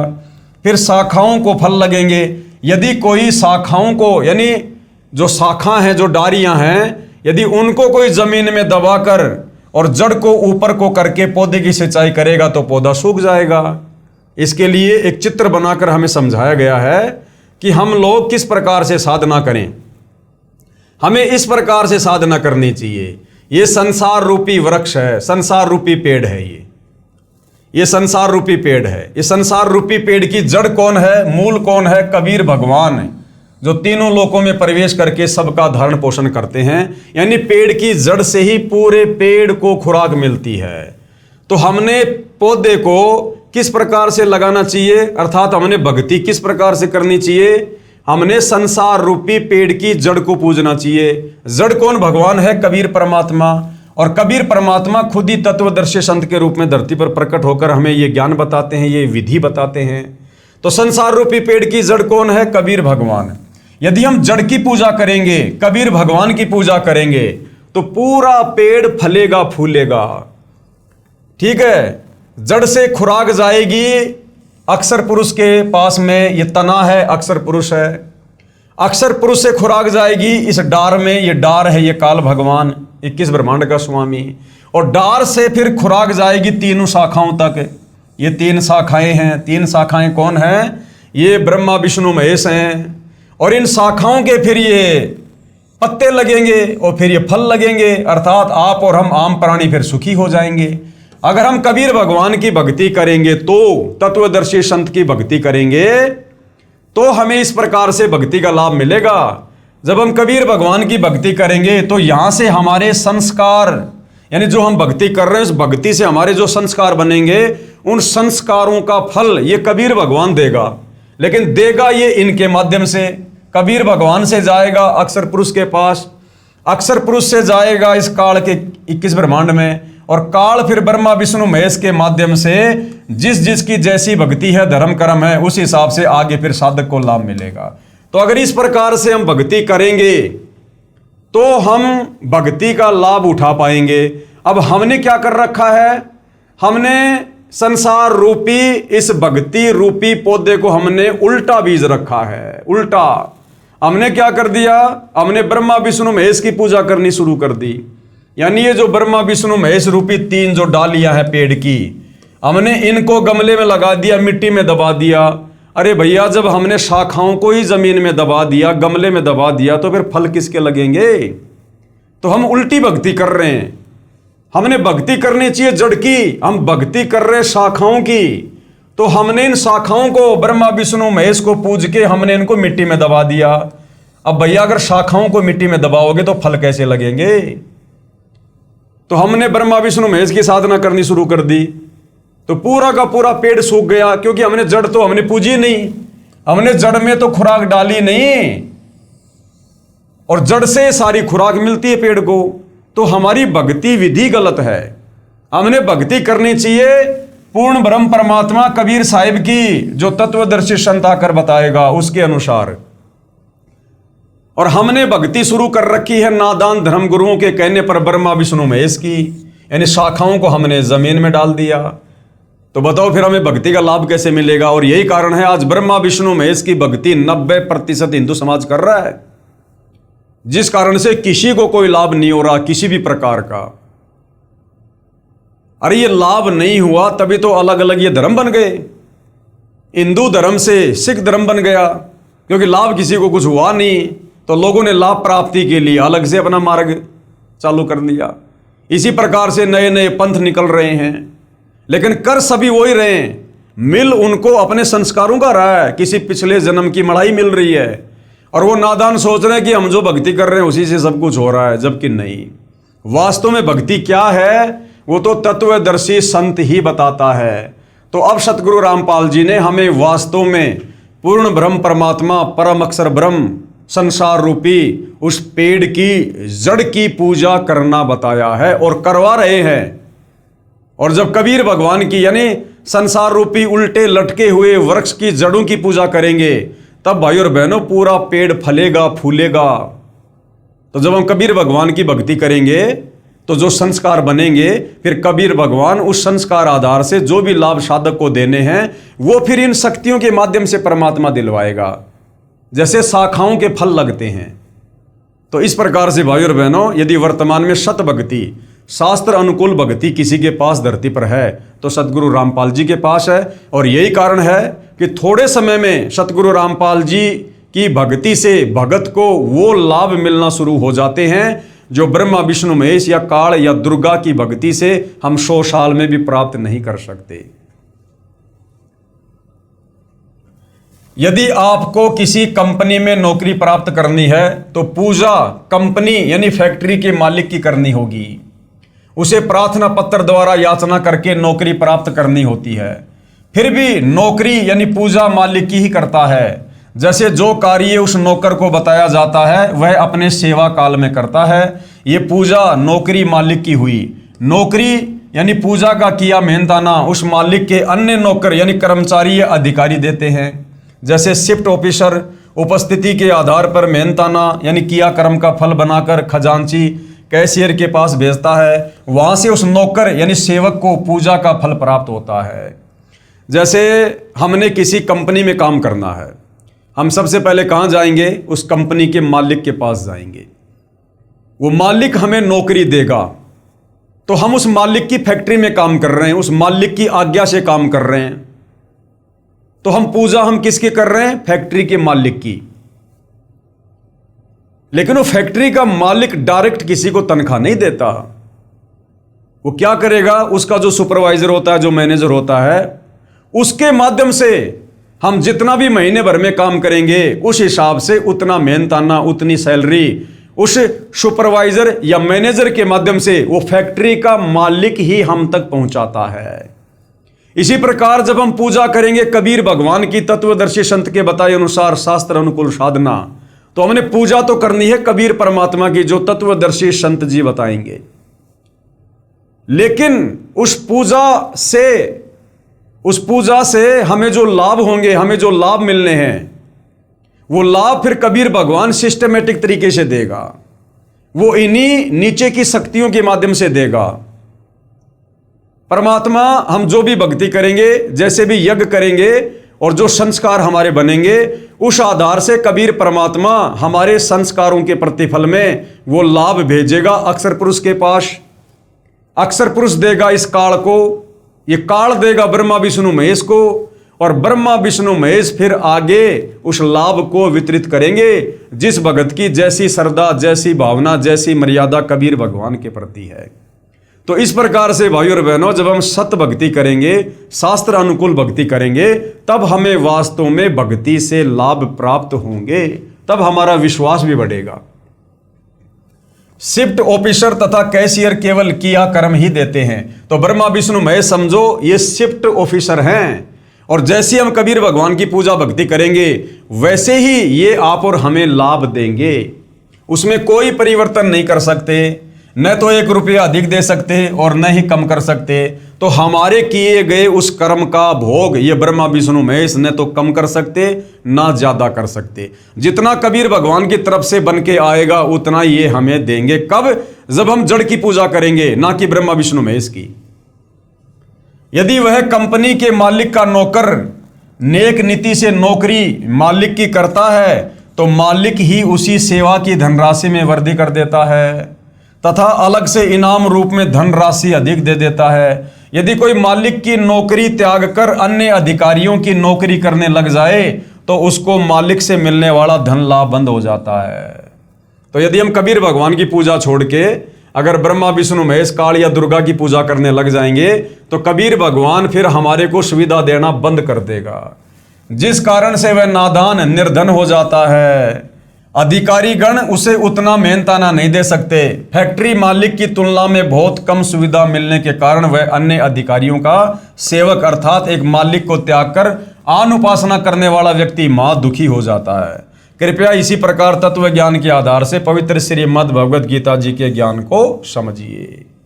पूर्ण ब्रह्म कुल मालिक की पूजा त्याग कर अन्य देवताओं की पूजा करने से, यानी कबीर परमेश्वर की तत्वदर्शी संत के द्वारा बताई गई विधिवत पूजा ना करके यदि हम अन्य देवी देवता ब्रह्मा विष्णु महेश काल या दुर्गा की पूजा यदि हम करते रहे तो भगत यानी साधक को पूर्ण लाभ प्राप्त नहीं होता, तथा भगत साधना करते करते भी महाकष्ट उठाता रहता है।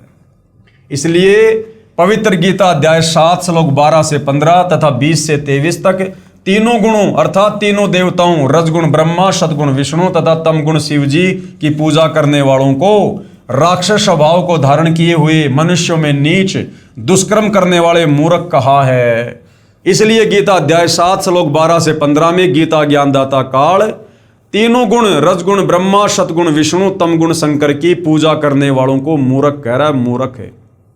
अब जो व्यक्ति नर्सरी से पौधा लाकर उसकी जड़ तो ऊपर कर दे और उसकी टहनियों को गमले में डाल दे और फिर उसमें पानी डालता रहे, खाद देता रहे, तो भाई वो पौधा कभी भी नहीं परिपक्व होगा, वो तो सूख जाएगा, क्योंकि हमने पौधा लगाने की विधि का ही नहीं पता। इसी प्रकार जब हम उस पौधे को सही प्रकार से लगाएंगे, उसकी जड़ को गमले में डालेंगे और फिर उसमें खाद वगैरह देंगे, पानी वगैरह देंगे, तो वो पेड़ बनेगा। पेड़ बनेगा तो उसके फल लगेंगे, फिर हम खाएंगे। इसी प्रकार इस पौधे की जो जड़ है वो है कबीर भगवान, कबीर परमात्मा, और टहनियां हैं ब्रह्मा विष्णु महेश। अब समझदार व्यक्ति क्या करेगा बताओ? टहनी रूपी ब्रह्मा विष्णु महेश को गमले में दबा के खाद पानी देगा यानी पूजा करेगा, या फिर जड़ को गमले में मिट्टी में दबाकर खाद पानी देगा? अब ये समझदार को संकेत काफी है भाई और बहनों। इसलिए इस काल ने ब्रह्मा विष्णु महेश की पूजा करने वालों को मूर्ख कहा है। अब जैसे घर का कोई बच्चा नर्सरी से पौधा लाके जड़ ऊपर कर दे और टहनियों को नीचे दबा दे जमीन में, और उसके माता पिता देख लेंगे तो फिर क्या कहेंगे? अरे मूर्ख, अरे अकल के अंधे, ये क्या कर दिया तूने पौधा खराब कर दिया। ऐसे थोड़ा ना ये कोई आगे बढ़ेगा। इसी प्रकार ये काल कह रहा है कि मूर्खों, तुम्हें तो भक्ति करने का नहीं पता।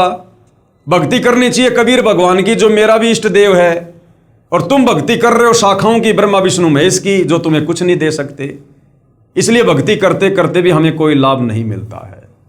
इसलिए पवित्र गीता अध्याय 7 श्लोक 12 से 15 तथा 20 से 23 तक तीनों गुणों अर्थात तीनों देवताओं रजगुण ब्रह्मा, सतगुण विष्णु तथा तमगुण शिव जी की पूजा करने वालों को राक्षस स्वभाव को धारण किए हुए मनुष्यों में नीच दूषित कर्म करने वाले मूर्ख कहा है कि वे मेरी यानी ब्रह्म पुरुष अर्थात फैक्ट्री मालिक के शिफ्ट ऑफिसर की पूजा नौकरी नहीं करते।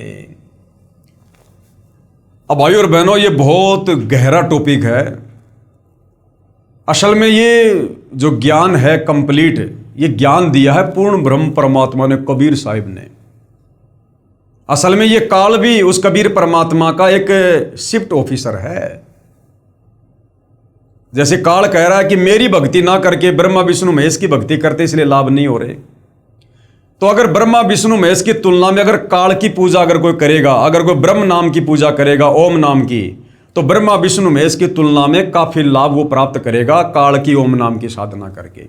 इसलिए काल कह रहा है कि मेरी भक्ति ना करके और नीचे के इन तीनों देवताओं की तीनों गुणों की भक्ति दुनिया करती है, जो पूरा लाभ प्राप्त नहीं करती। इसी प्रकार फिर वो कबीर परमात्मा जो वास्तव में वेद ज्ञान दाता है, गीता ज्ञान दाता है, कबीर भगवान, वो कबीर भगवान कह रहा है कि ये नादान मेरी भक्ति ना करके, मेरी पूजा ना करके तत्वदर्शी संत से उपदेश लेकर और ये काल तक की साधना करते रहते हैं, जिस कारण से इनको वो लाभ प्राप्त नहीं हो सकता जो पूर्ण परमात्मा की भक्ति से प्राप्त हो सकता है।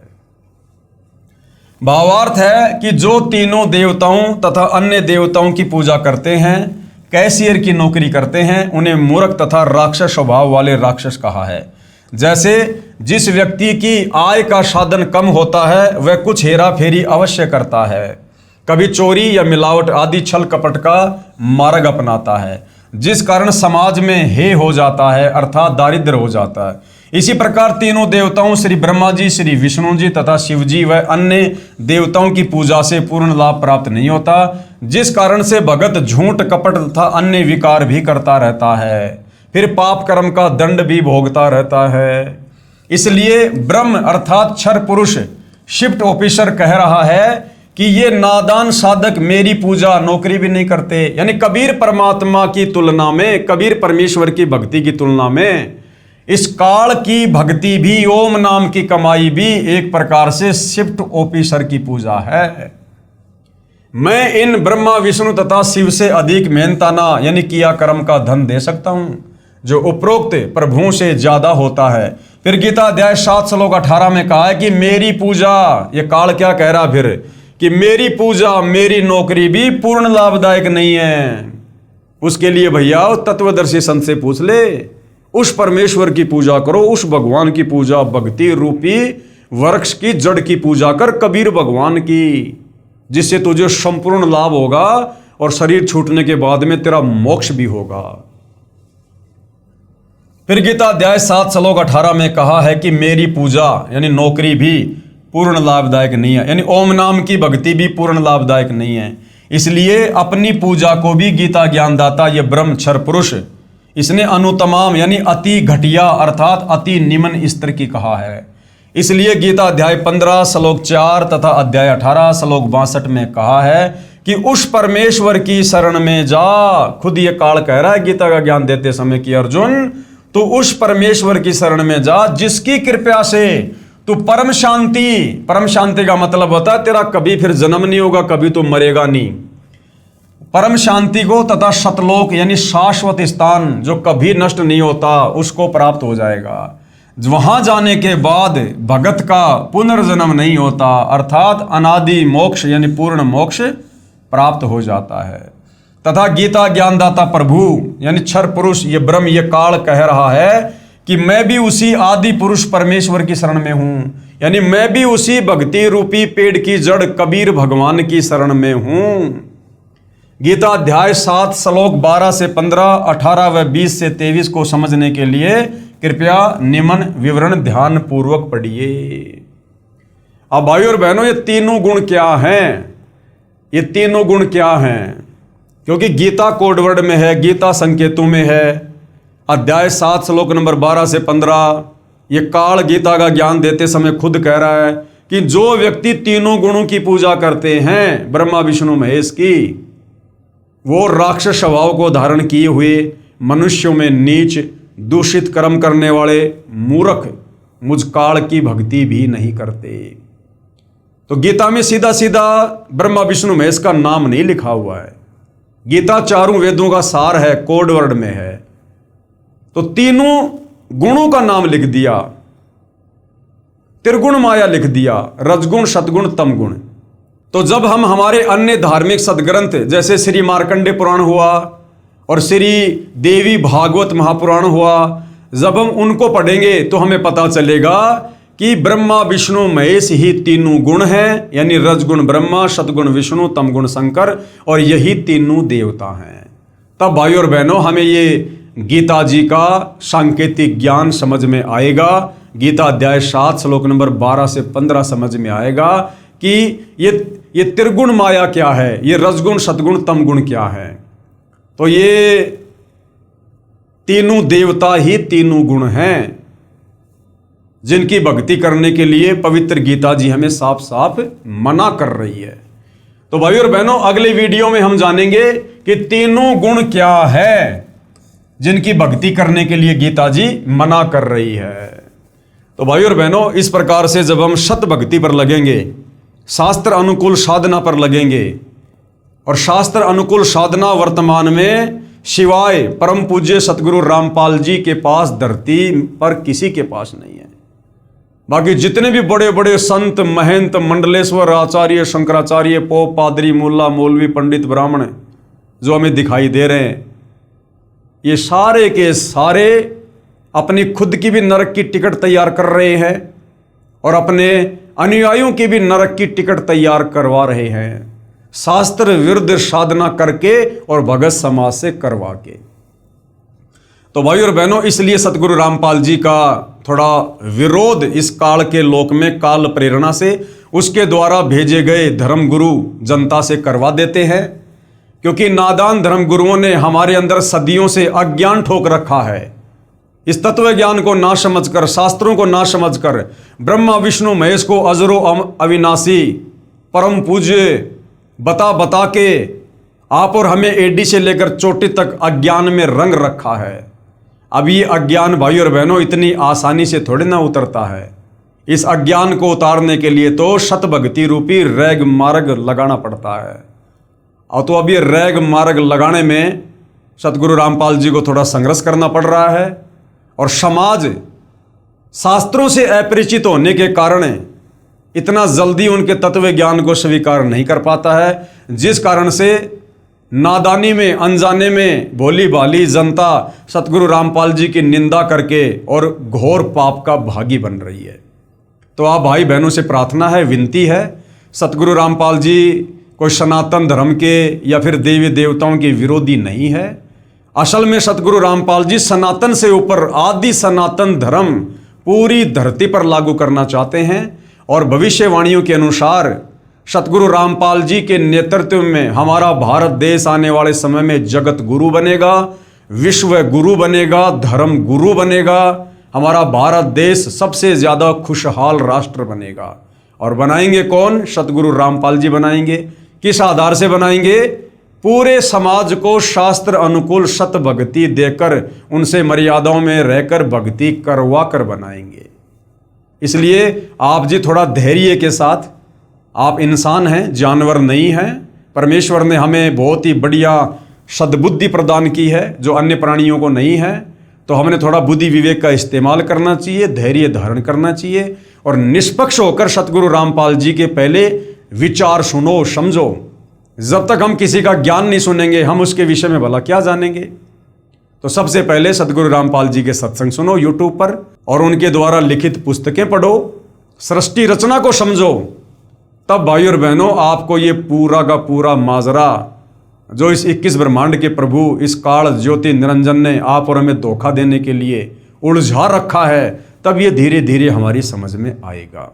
अन्यथा भाई और बहनों, हम इस काल के जाल से निकल नहीं सकते, तो मकड़ी वाला जाल है।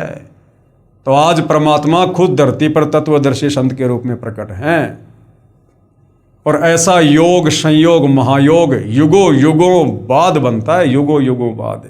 और जो मूर्ख प्राणी इस सुअवसर को ठोकर मार देगा, वो युगों युगों फिर गधा, कुत्ता, शुअर बनकर असहनीय कष्ट भी भोगेगा। फिर ये भी शास्त्री बता रहे हैं।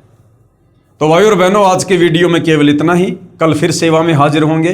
तब तक पूज्य गुरुदेव भगवान हम सबको आज्ञा दे, सद्बुद्धि दे, हमारा मार्गदर्शन करे, हमें भ्रमने भटकने से बचाए। बंदी छोड़ सतगुरु रामपाल जी परमेश्वर जी की जय हो।